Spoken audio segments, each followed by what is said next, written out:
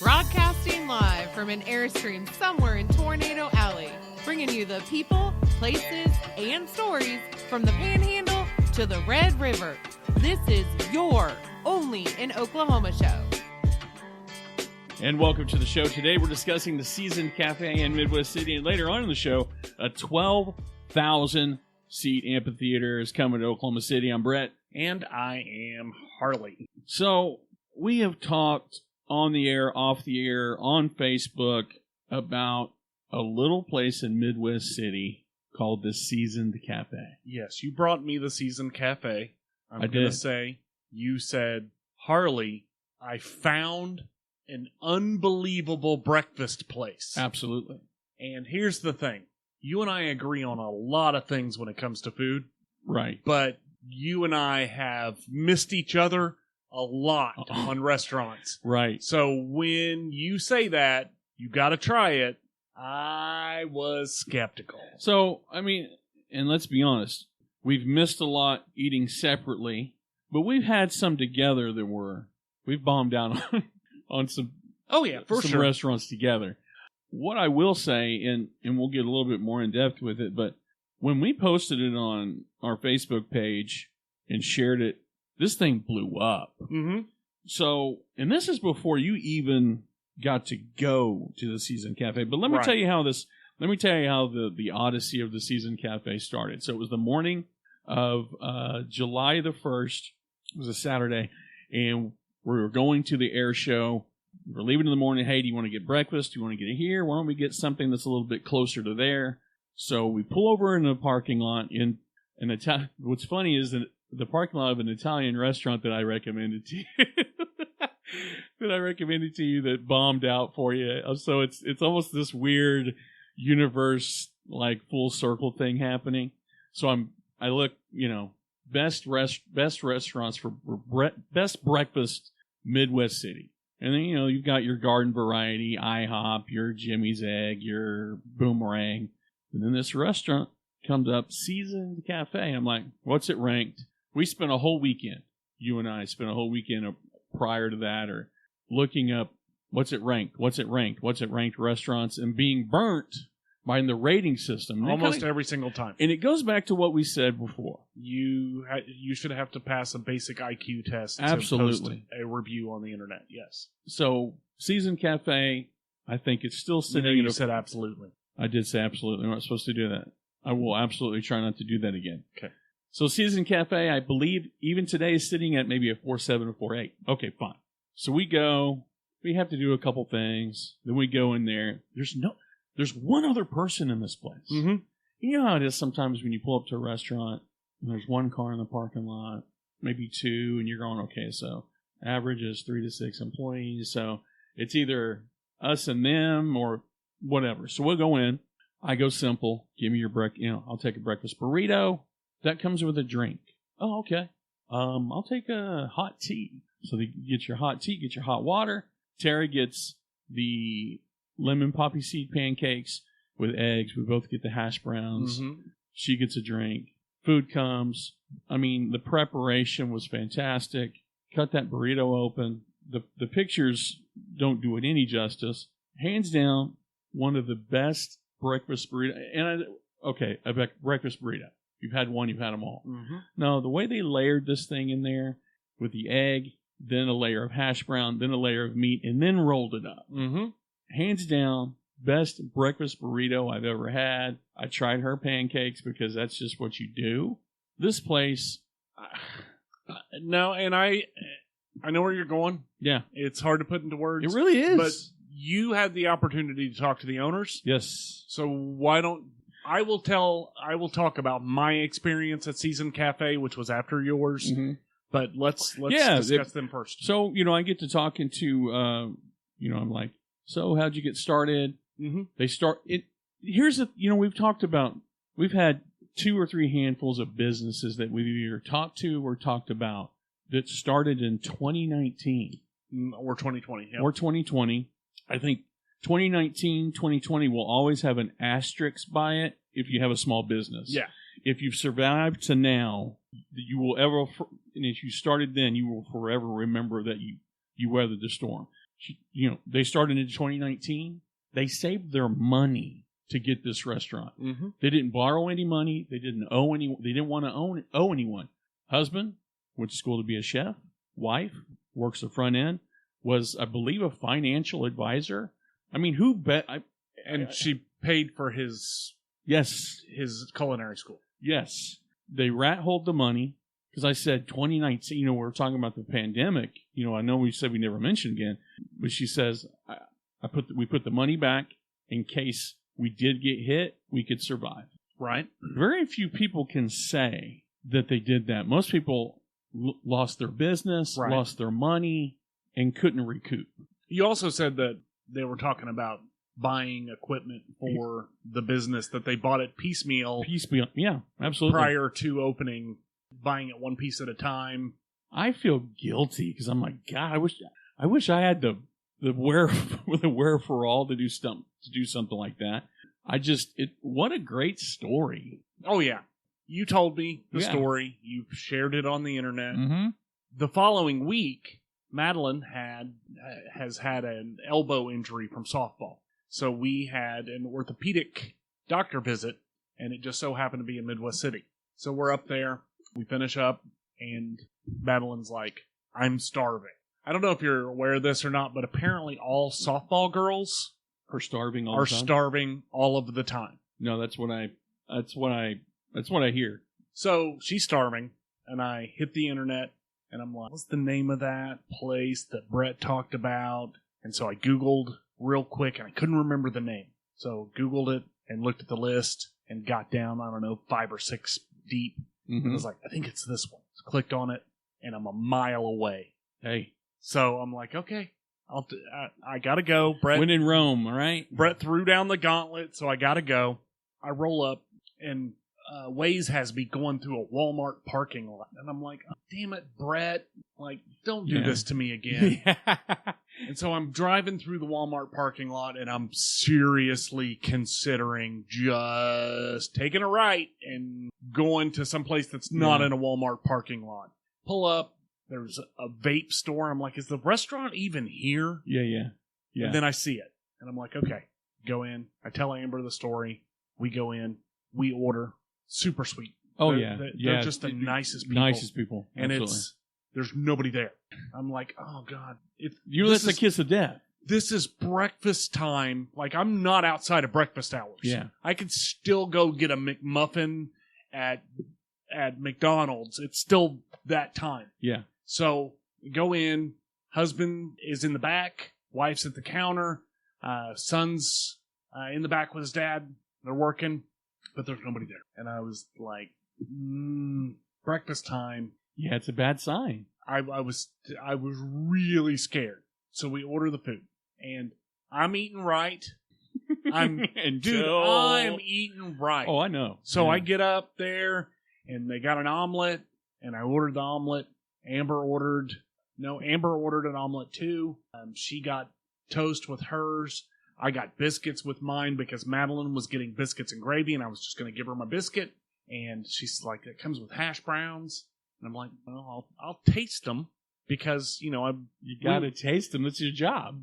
Exactly. Like, it's a requirement of doing this show. To taste hash browns. So Amber got a ham and cheese omelet, and I got, what was it? Amber got a ham and cheese omelet, got the everything but the kitchen sink omelet. And she gives us our drinks, we go sit down, the food comes out. Dude, for starters, I don't know how you get hash browns to be a perfect shape. They're perfect. Without it being frozen, but that's not what came out. These were not frozen. They have like some sort of mold or something. Oh, yeah. Where they make these hash browns, but they were perfectly crisp on the outside. Salt, had the perfect level of salt already. And I took a bite of them, and I was like, damn it, these are really good. Yeah, they're perfectly cooked. I can make an egg. Yeah. Dude, I pride myself on making a decent omelet. Right, we talk about your omelets quite a bit. So, when I take the first bite of my omelet, I'm like, my omelets are garbage. Yeah. I was super impressed, and then I made a mistake. Oh, boy, you had a biscuit. No, I didn't have a biscuit. I had a piece of a biscuit. Dipped in gravy? No. No? I literally had like a thumb-sized bite of the biscuit. And I was like, holy crap. So, me going in to the Seasoned Cafe on my diet, I had every intention of taking one bite of the hash browns, one bite of the biscuit, and then eating my omelet like a good boy. No. What happened was, I ate my omelet. I ate all of my hash browns.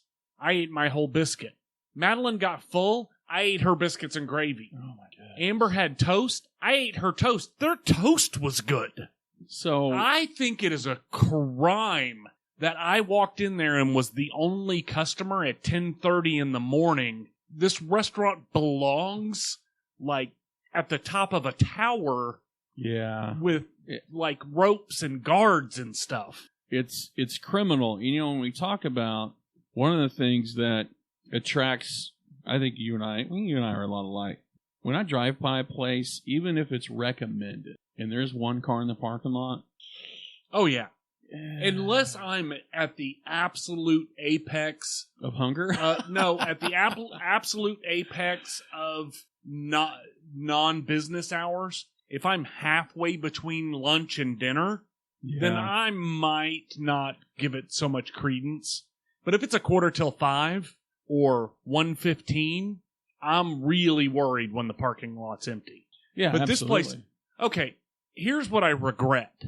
I regret eating everything in front of me like some sort of garbage disposal. Yeah. But more importantly, what I regret is the fact that if I'm going to go hard off of my diet, the fact that I did not eat the pineapple upside down pancakes. Yeah, dude. They looked, dude, there was some food that hadn't been bussed off a table yet. Mm-hmm. And I was tempted to go, they didn't touch that pancake. Dude, here's the thing. You go in a place like that, I can't leave a plate with food on. Dude, I'll be sick before I don't eat it all. Here's what Amber said to me as we were leaving. She was like, your diet and fresh ingredient or cooking with fresh ingredients are not compatible. Yeah, no. Dude, so with my breakfast burrito, it came with a little side of tortilla chips. Mm-hmm. I asked, while we're talking shop, and these tortilla chips, you make these? Yep, we make them fresh every day. And I'm telling you, right, dude, I they make challenge everything you. fresh every day. It's ridiculous. I'm really just is. kind of scrolling through. Have you seen what the pineapple upside down? Oh, yeah. What don't they make? They make pies. They make muffins. I mean, and you know, sometimes you look at a picture and go, okay, that's just a glamour. No, that stuff, it looks like that in person. Oh, yeah. They had it on display, like in the little racks, you know, and I was like, that's not real. Like their caramel pecan, caramel, I can't even say it right. Caramel pecan pancake. They make every kind of pancake. So here's a problem that I have with this restaurant. It exploits every weakness you have. Well, that too. But the problem that I have with this restaurant is I have a follow-up appointment with Madeline's doctor tomorrow morning. Oh, boy. Right around breakfast time. And you know that I'm not going to be able to get within a mile of this place and not swing in and have caramel pecan pancakes or pineapple upside down pancakes. You know what? Here's the thing, too, about this place. Like a lot of restaurants that have a varied menu, you're like, okay, they've got so many choices. You're bound to have a weak link in there. And there's no way they can make a Philly cheesesteak sandwich while they're making meat. Their menu is not as... So there are a lot of restaurants where it's like, okay, if you guys cut back 50% of your menu, you could probably keep up with everything. But they really don't. So they do their breakfast, and their breakfast has a lot of options, but it's not like super difficult. You know, like the change is not that much for the cook. Yeah. And then lunch is basically sandwiches, burgers, and then whatever the special is. Mm-hmm. So again, not going too far outside the box there. You know, if they serve chicken fried steak and meatloaf and burgers and chicken strips and roasted chicken, then you start getting into that.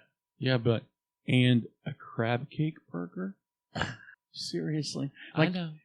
You're like, can we make your appointment last until lunchtime too, Maddie? That's what I want to try. Yeah. I'd love to swing by there for lunch, man. I don't think they I don't think they make the mistake that a lot of other restaurants do. They have enough variety that I feel like you could eat there every day. Yeah, there's that again, that apex where you're right on with the quality and the quantity. Oh yeah. Like, I didn't mean okay, so I explained that I cleaned my plate and then finished up Amber's plate and then finished up Madeline's plate.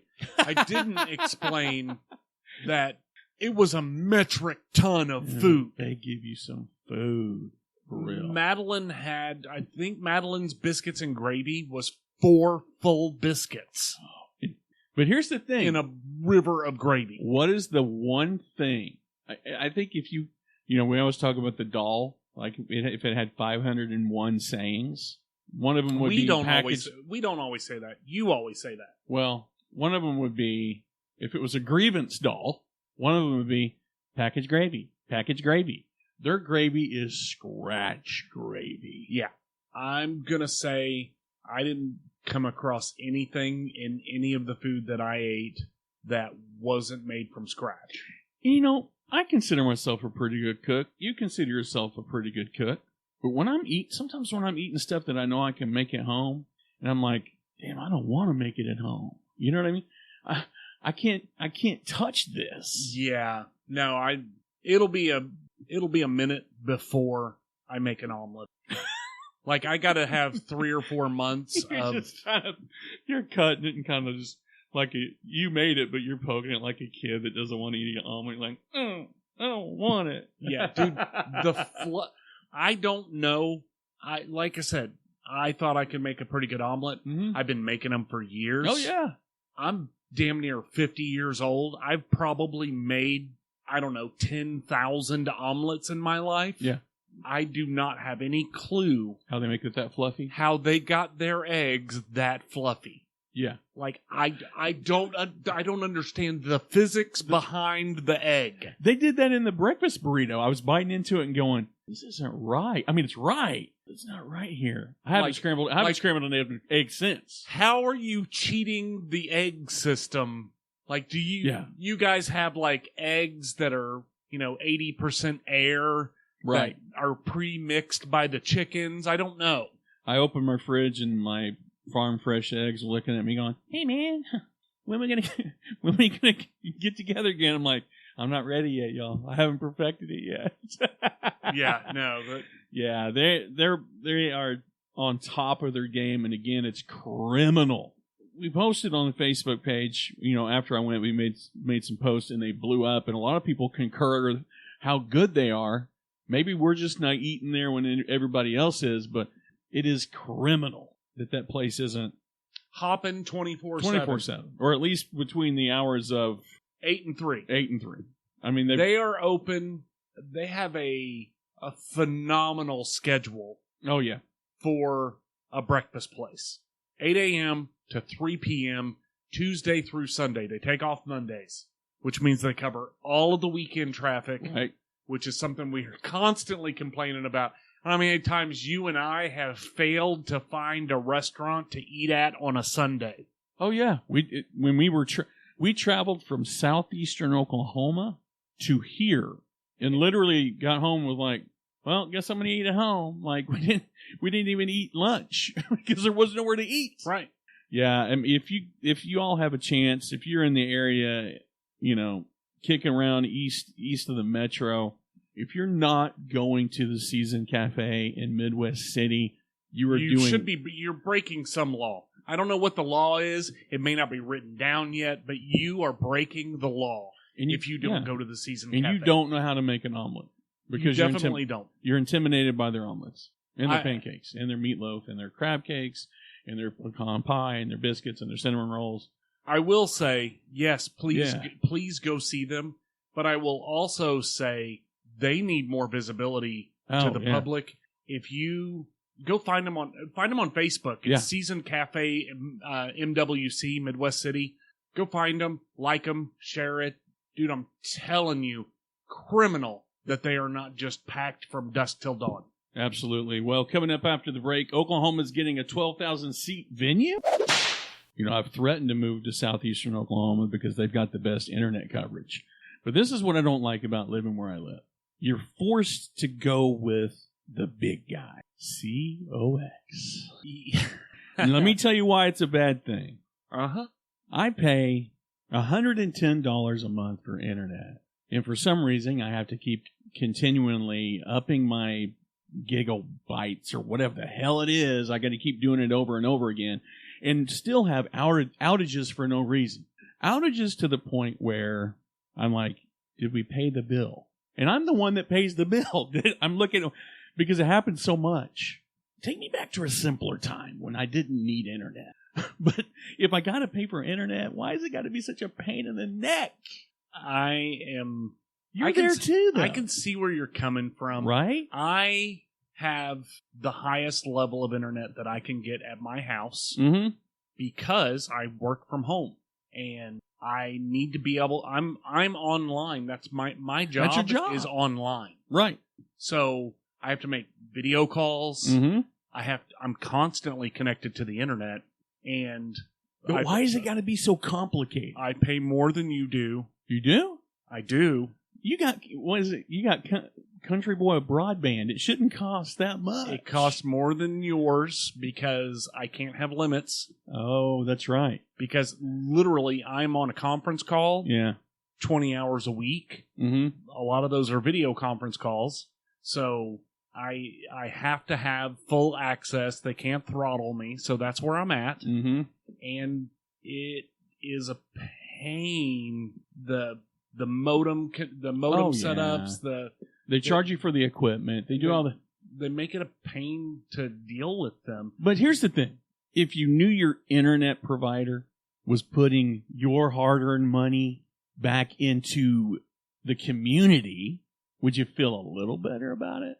If we're going to be talking about Bravado Wireless, the customer reviews for Bravado Wireless are great. I'm waiting for the annex office to open up down the street. I am too, because as soon as they do, I'm throwing my hat in for... Because I've tried to get the cheap Country Boy broadband that's close to where I'm at, and you're right there. It's like, sorry, you're a half an inch away from being in our coverage area. I'm like, I literally can see your building from my roof. Well, you know what I mean? And that's why I like Bravado Wireless, because A, they give back to the community. It's fast. It's affordable.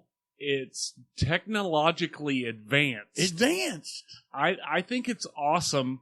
And again, they're right there in their communities. They do the live streaming of local events, high school football games, dirt track races, and rodeos. You don't see that from the big guys. No. Bravado is the Cheers of internet and wireless providers. They're right there in your neighborhood. Yeah, and I gotta assume that the customer service call isn't Norm. Hey, Norm. Hey, Becky. Hey, Becky. Yeah.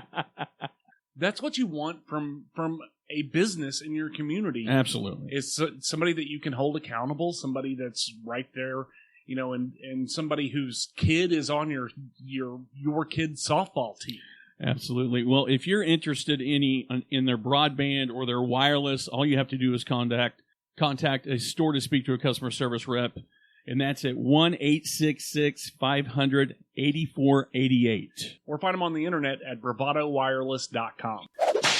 So, Brett. Yes. A world-class 12,000-seat amphitheater to come to Oklahoma City. When I read the story, I was like, is this a real thing or is this just a concept? No, it's a real thing. Yeah, the news story's out of KOCO, and you and I discussed this off air. Yeah. I'm all for another big venue coming to the metro area. Yeah. But I think there's a lot of questions about where it's going. Yeah. And maybe some people going why it's going.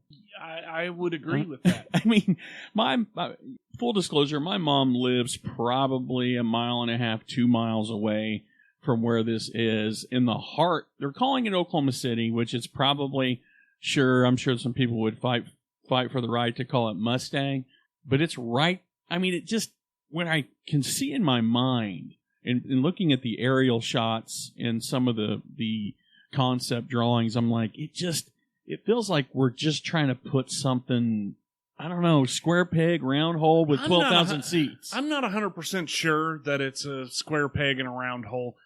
For starters, the name, it's called the Sunset Amphitheater in Mustang Creek Crossing. Yeah. So there is a lot of, this is a big investment. It's a big investment. So I've got to assume that they have done their homework.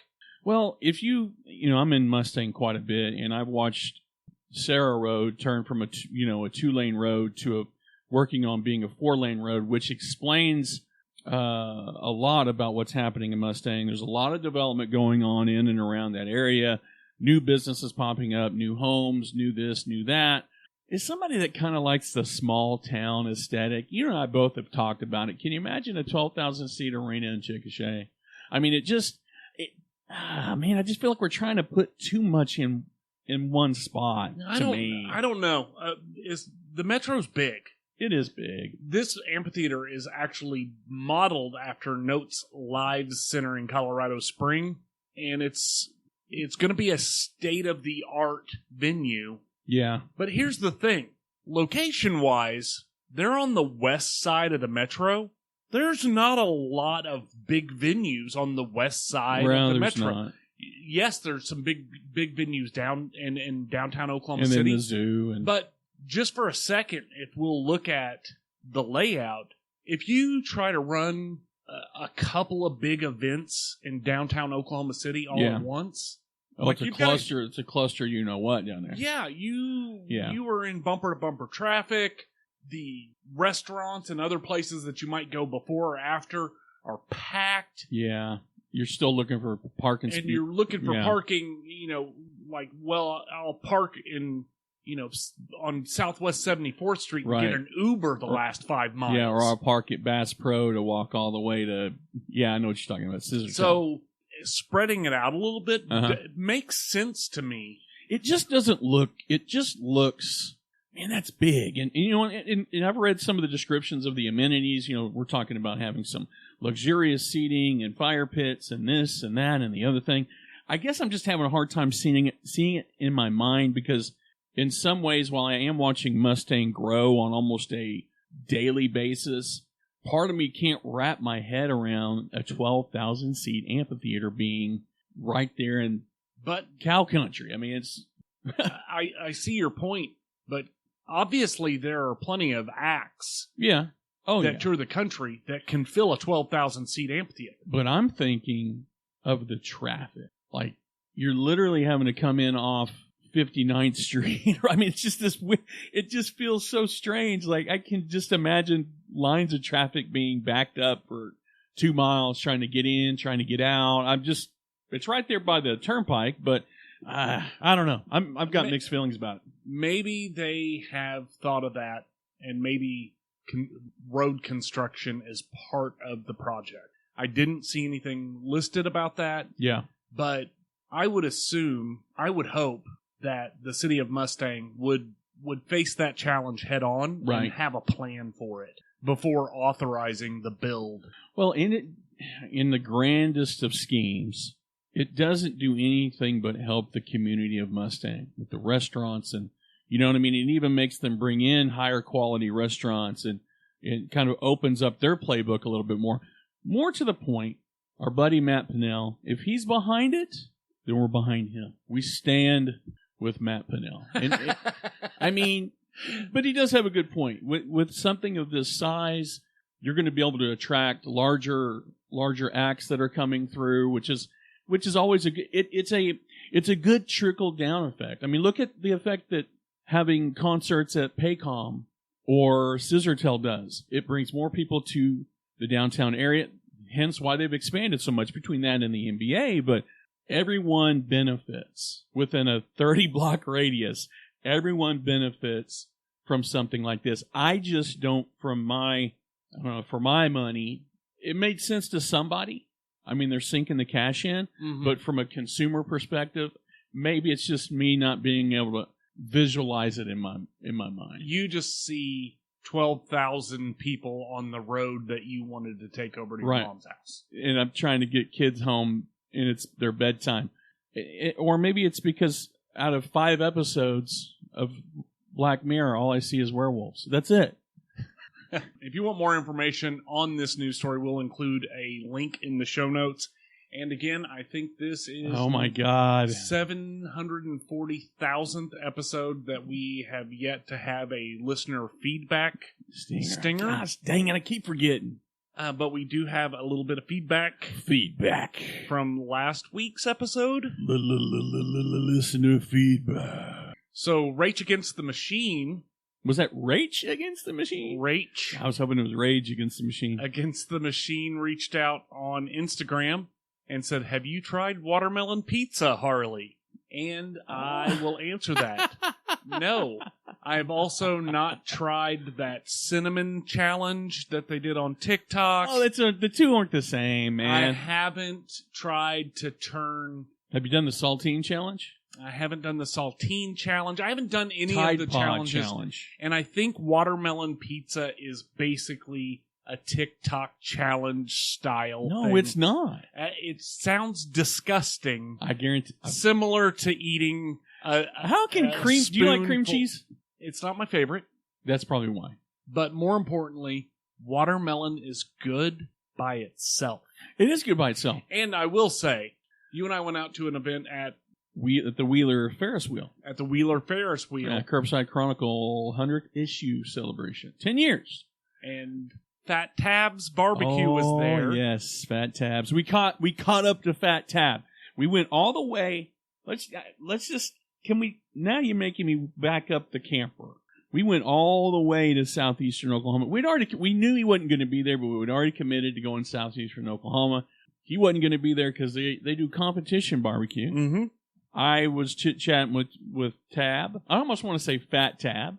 Tab found out they were going to be at the Curbside Chronicle 10-year 100th issue. We went to see them, Yeah. and they weren't there. Yeah. So they came all the way to Oklahoma City to see us. Yeah, yeah.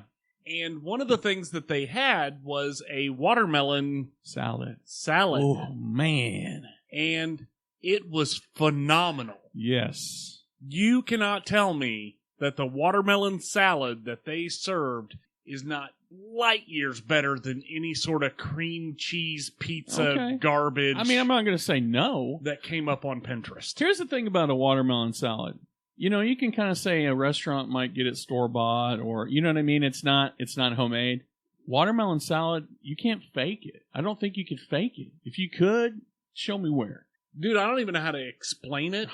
Here's the thing with me. When I saw it on your plate, because I ate off your plate, I won't lie. Not and the then meat. we held hands. We held hands, and then we rode the Ferris wheel together. Yes. I thought those were tomatoes for some reason. I knew I saw the watermelon salad on the menu, but it didn't register. So when I bit into it, you know, it's like getting a Pepsi, or ordering a Pepsi and getting a Dr. Pepper. You're like, whoa. When I bit into it, I was like, oh, there was like that immediate flavor. Watermelon flavor, you can't kill it. It's just, no. There's that, it's watermelon, and then anything else is just kind of texture. So I bit into it, and it was like, wow, that is phenomenal. And I went home, looked for a recipe, and I'm like, I don't even know if I want to try it. It's one of those things where I said earlier where even if you think you can, do you really want to try?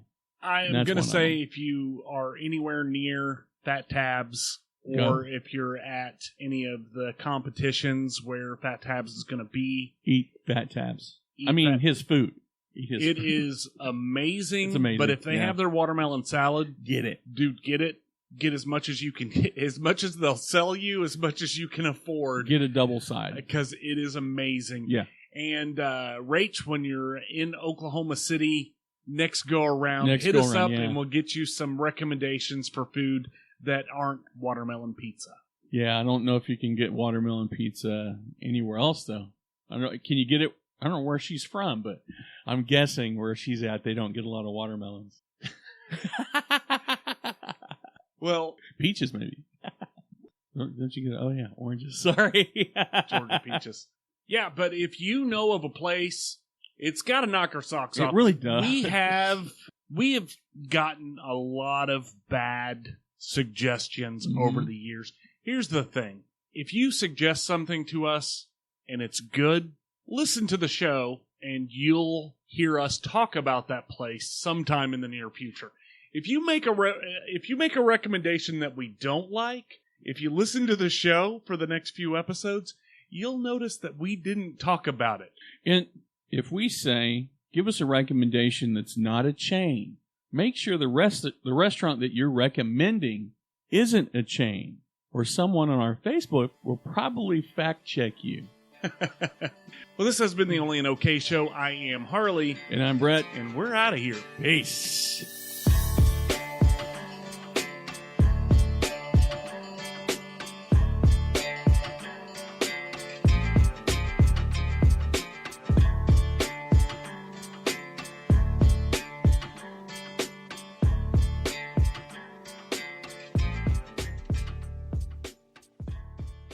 Welcome to the show. We've done 210 of them.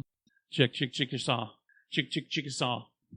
Chickasaw, Chickasaw, Chickasaw, Chickasaw, Chickasaw country. Chickasaw country. Chickasaw country. I'm wearing my headphones no matter what.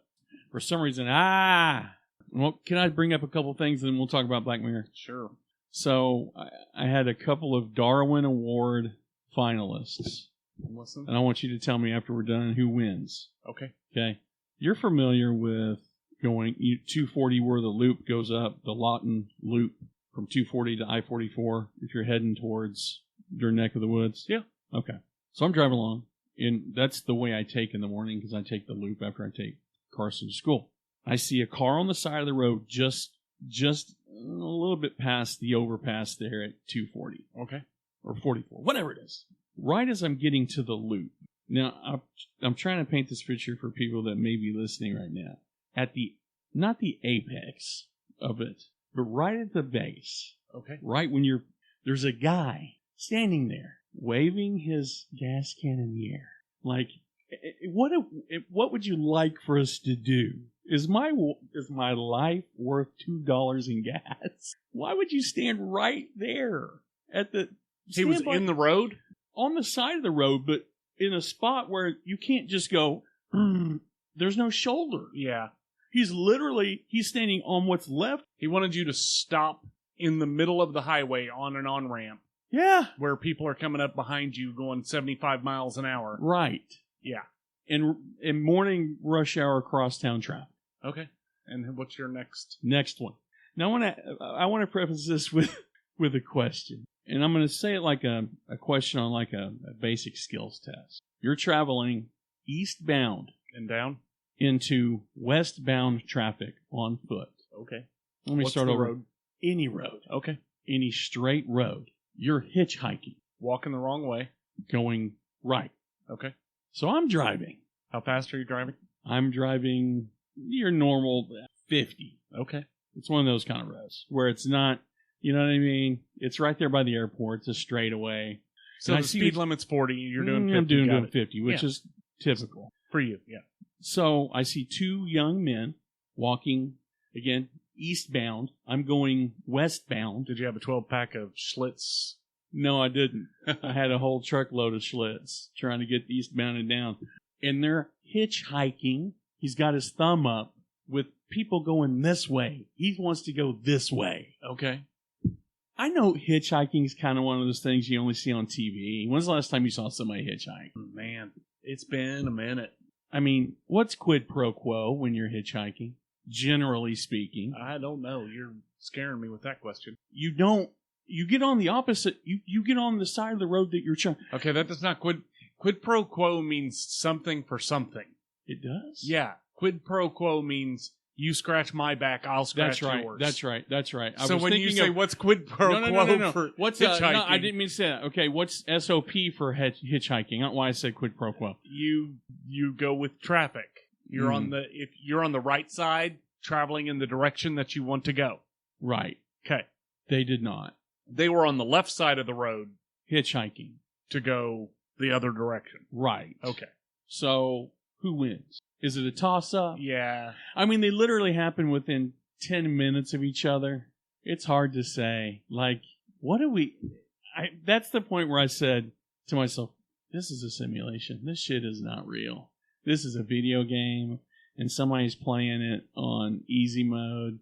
This is Sims. I don't know what is happening. Yeah. I have one more story. Okay. Another Darwin Award No, story? it's not. Okay. But it is quid pro quo. All right. It has to do with Best Buy. Okay. So I'm trying to get this movie. It's delayed. It's Scream 6 still booked. I've been waiting on this thing. Order it in March. It tells me it's not coming. So I message. I need a friend like this. And I'm not saying you're not a good friend. So I text during the help hours. And the guy on the line, his name is Saeed. I immediately thought of Lost. Saeed on Lost was a good guy. Yeah. Horrible backstory. He was a real son of a bitch. But this guy was pretty nice. So I'm telling him my situation. And literally, I wish I had a screenshot of the text. Brett, I'll do anything I can to help you. And I'm thinking, dude, it's just a movie. It's seriously just, when can I expect to get it? Brett, there's nothing, it's like right up there with, there's nothing you and I cannot accomplish together. I'm thinking, dude, keep it up, and I'm leaving her. You know what I mean? Like, we're going to go run shit. And then I'm sitting there, I said, well, I just, wanted to make sure everything is, the payment went through all this. He goes, Brett, I'm so sorry this happened. Like, I'm not kidding. He's like, ain't no mountain high enough. Yeah, and then I finished the lyric. You have some guy in customer support, God knows where, bending over backwards for you to get a damn movie. Right. When I've had an order of Comfrey delayed 700 times. And can't get a text back. Yeah. Well, and the funny thing is, like, he's in the middle of, we're going back and forth. He's like, we've got this, man. We've got, the Lord is my shepherd, all this stuff. And all of a sudden, I see a message back. I can't remember what I said. Like, man, I really appreciate you. And he's like, I see the bubbles, and then I accidentally exit out of it. I'm like, Saeed! But find a guy or a robot, because there's a couple times in there I'm like throwing him curveballs to make sure it's not AI or something. And, I'm looking for like just subtle like beep bop boops that don't belong there. What a nice guy. That's funny. And they still kind of screwed up the shipping. He could probably get on at Costco, especially when they move over to their idiocracy phase. Right. I love you, man. I love you. Thanks for shopping Costco. I love you. You walk out of Costco like, why are you crying? Saeed, man. Every time. I just wanted a hot dog and I left with so much more. I came to the hot dogs and left with a friend. Right? I did tell the lady at the counter, because I had to pick up my card. I had to get a card. I said, I'll be honest with you, I'm just here for a hot dog. She goes, is it your first?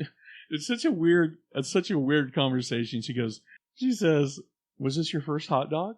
Like, we were having a legitimate conversation, and I was like, no. The last time I bought a hot dog here, I bought a hot dog and left with $400 worth of stuff. Today, I'm just here for a hot dog. I came for the cheap lunch and bought a $700 TV with a blender. Listen, I made the comment, and it's true. It may not be the healthiest meal, but $1.50 for a drink and a freaking hot dog that's the size of this power drill, that's not a bad deal. I mean, really, it's not. I mean, technically, no, you're right. I mean, you could probably go in the back and buy a dozen hot dogs, or probably 24 hot dogs for 50 cents a dog. Yeah, but then I have to steam my own bun, and I gotta, some things just, it's so weird. You think of things, some things just taste better when other people make them, and it's weird to say a hot dog. You know what I mean? Yeah. Again, you know how this thing started. We were going to do a hot dog truck. But of course, I was going to be the guy like, hey, come on, who wants a hot dog? Hey. You wanted me to freaking be the barker, the freaking bun barker. Yes. Yeah. I still think that he would be a good bun barker. You're probably right. But Black Mirror.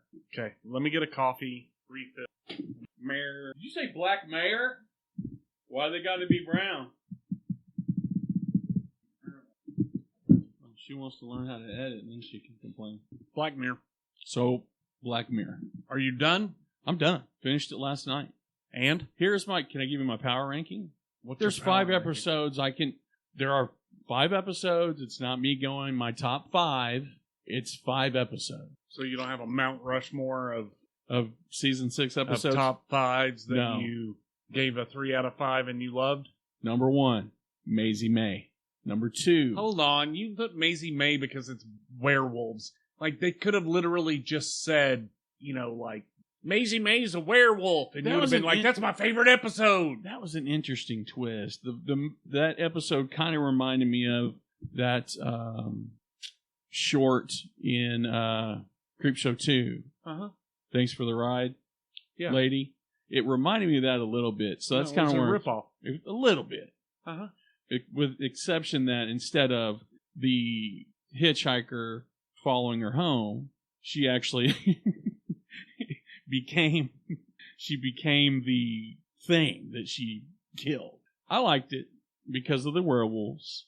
Yes, I will say this about Black Mirror season 6: there are more cautionary tales than caution beware of technology, as in previous seasons. What was the strongest episode for you? Mine was Maisie May.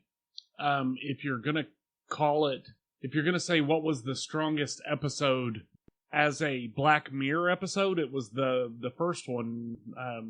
Oh, Jonah's Awful. Yeah, Jonah's Awful. I mean, that was Jonah's Awful is probably the only one that was actually fit the mold of Black Mirror. Black Mirror. So you're saying it was kind of one of those things where it was a bait and switch? Yeah, it has always been a technology is going to get you anthology, Mm-hmm. and this one they had werewolves and demons and serial killers. So you didn't like Demon 79, I'm guessing. No, Okay. the story wasn't bad. So as standalone, if it wasn't under the banner of Black Yes. Mirror, If it wasn't under the banner of Black Mirror, I would have liked that, and I would have liked Maisie May, and I would have liked the astronaut story, and Deep Sea, Beyond the Sea. yeah. But yeah, otherwise, You didn't think even Beyond the the serial killer one was a good standalone story. You don't think Beyond the Sea No, fit the narrative at all? no, because it was an alternate history story. It was not a technology story. I mean, it was technically a technology story, but it was an alternate history story, which means you as a user of technology are in no way there is no threat of you becoming an astronaut in the 50s and having a robot live out your life on Earth while you're in the space station. It was a little Matrix meets. That's a good example. Andy Griffith? Well, what do you think they were going for there? I have no idea. That's why I'm throwing the whole season out, including Jonah's Awful, just because it was in the same season as the rest of it. It doesn't fit. You don't get to change the format. Okay, let's pretend we're in an alternate universe. It's not Black Mirror. Rank the 5 episodes. No. Why? Because that's your gig. You're the one who... There's 5 episodes. It's not like I'm saying top 5 road trip songs. It's not like that. There's a clear list. Where would you put... In reference to what? As Black Mirror episodes, there's only one episode. Best to worst? In reference to Black Mirror, there's only one episode. I'm saying we're in an alternate universe. There is no Black Mirror. It's 5 standalone stories. You could call it Techno Creep Show if you want. It wouldn't even be Techno Creep Show because there's nothing tell me technical. Demon 69 or Demon 71 or whatever it was 79 had anything to do with techno anything. Where was the techno in that story? She had a television. Did she? Yeah, because she's watching some stuff on TV. I did like how it looked.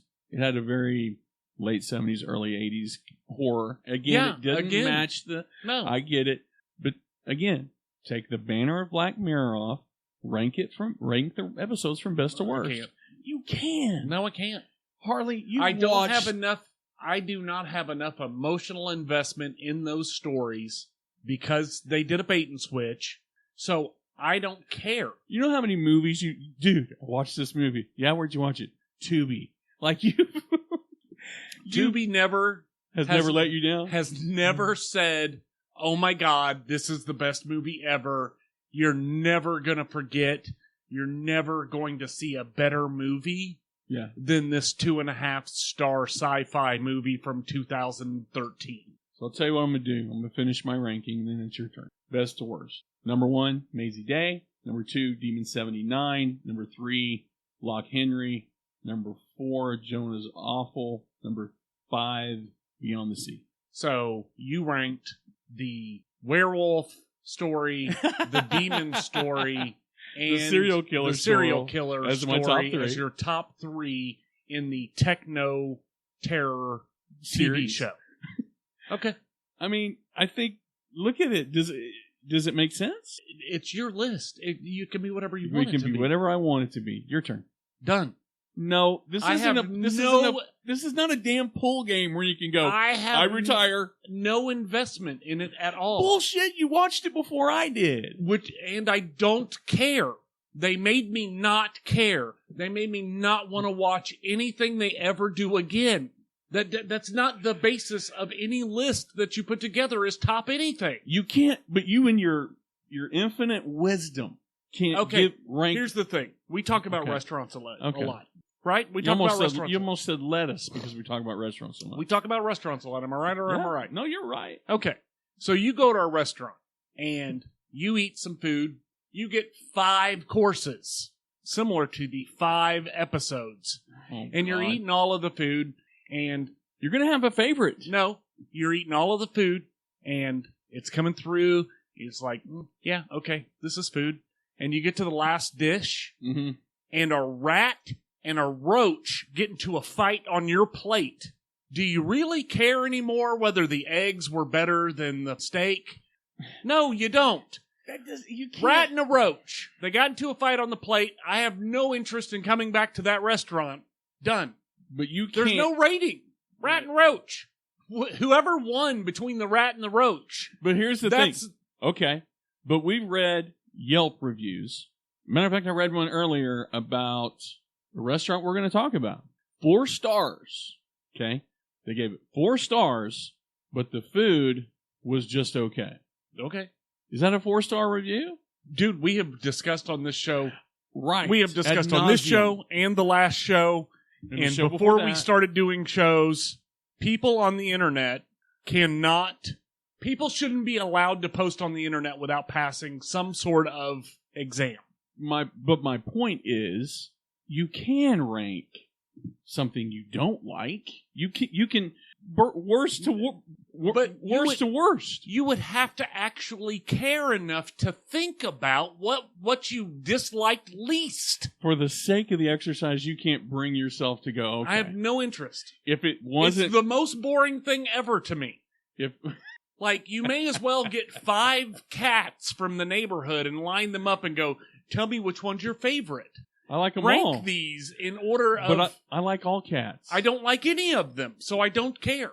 But this is different. How is it different? Listen, I know art is subjective. Case closed, right? But it's not that easy. It is that easy. If you still can't tell me what would even... You're saying every episode was dog shit.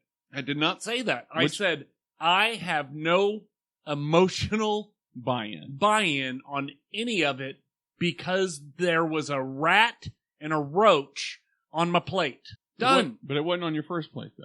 Doesn't matter. So you like Jonah's Awful. So then all I know is but the first 4 plates that I had now feel like they're going to come up. Did you like Jonah's Awful after you watched the rest of it? Because I remember in the beginning you're like, have you watched Black Mirror? No. You basically spoiled the first episode, which is fine. I think I did. Yeah, you did. You told me the premise of the... Anyway, it doesn't matter. I knew enough about it to know what was going to happen. I think that's because you ask questions. You say, don't spoil it, and then you're like, then what happened? Then I start probing. Then what happened? Probing questions. Well, hold on. Whoa, what about this? Well, if you start prodding, then spoilers are out.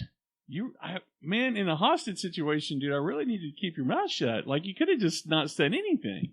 But the point is, I think you had just started watching it when you said, have you watched it, and this, and you didn't like it. So after watching all of them, do you like Jonah's Awful because... I didn't talk to you about Black Mirror until I was 3 episodes in. Had you already decided you're like, screw it, I'm just going to finish driving this thing out? Oh, yeah. So after all of them was Jonah's Awful because it's the closest thing to the Black Mirror universe. I just don't have any... Dude, I'm done with Black Mirror. I'm done. Literally, I'm done. If they come out with, I don't care if there's people lined up in the streets to buy Netflix, like willing to sell their children for a Netflix log on so they can watch the next season. I'm out. I'm done. I don't care if everybody's talking about it. I don't care if it's the new Seinfeld of Netflix. You're done. I'm done. What's you burned me. What's the next train you're going to catch? What are you on next? What's the bandwagon you're going to hop on next? Thoroughly interested in jumping into the Justified series. I tried. Couldn't get in it. I probably watched like 4 or 5 episodes of that. Do you know Longmire is from Australia? I didn't know that. I found out because he's on another show, and I'm one of those like, hang on a second, he looks familiar. And I looked him up. He's from Australia. I was like, I mean, you've told me about Longmire. You've had nothing but glowing reviews about Longmire. Must not be an episode in there that didn't fit the Longmire universe. No. Yeah, like if in season 3, episode 7, the Montana sheriff comes out in a like BattleTech, Robotech suit and starts shooting people, I probably would have had an issue with that, but they didn't do that at any point in time. But you get over it because you like the show as a rule. No. I liked Black Mirror as a rule until they decided that the rules didn't apply anymore. But isn't that part of Black Mirror? No, it's not. Always apply. No. At no point in time has it ever been, we just do whatever. I will say, not to go on and on too much more about it, but the first 3 seasons of that were just, wow. You couldn't wait for you didn't want to finish it because it was going to be a year before you got the next one. And after every episode, I remember thinking, just sitting there quietly for a little bit, like, and then 3 years later, you're like powering your phone off and putting it in the refrigerator. I think I threw a couple of them in the fireplace. You're like, none of this could ever happen. You're like, social credit scores? This is a real thing. Oh, man. No, but it would be like, the only thing that I can say is like, Creep Show. Mm-hmm. If they came out with the next season of Creep Show, yeah, and the first story was a scary, creepy story, mm-hmm. and then the next story was a sitcom style show where, Urkel comes out and he's like, did I do that? With a butcher knife in his hand. No butcher knife. Like, he screwed up the lemon cake recipe. Right. And then he's like, did I do that? And then they end it.